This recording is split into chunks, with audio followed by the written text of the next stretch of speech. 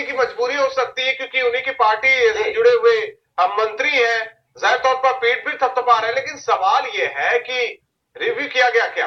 क्या जांच पड़ताल की गई इस योजना को लेकर, डिजिटल कार्ड योजना को लेकर, राशन कार्ड योजना को लेकर कि सही से कार्य चल रहा है कि नहीं? आने वाले दिनों में लोगों तक सही से ये कार्ड पहुंचेगा कि नहीं?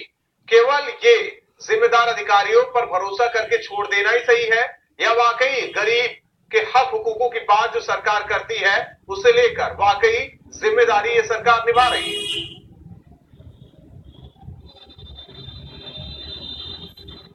देखिए राहुल जी, अगर अधिकारी ही जिम्मेदार होते हर चीज के, तो मुझे लगता है इस देश में सरकारों की आवश्यकता पड़ती ही नहीं।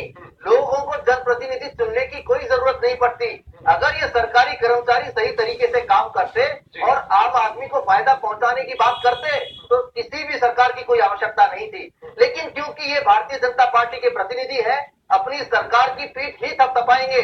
इन्होंने जो आपने रिपोर्ट दिखाई शुरू में, वो पूरे तरीके से देखी नहीं कि उपभोक्ता कह रहा है हमारा शोषण हो रहा है, हमें जिन चीजों की आज आवश्यकता है वो नहीं मिल पा रही है।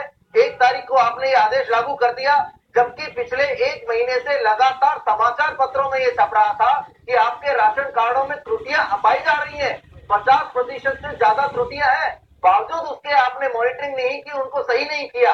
जब आपको लग रहा था कि इसमें समय ज्यादा लगने वाला है, तो आप इस 1 तारीख को आगे बढ़ाते, आप 2 महीने 3 महीने का टाइम और लेते।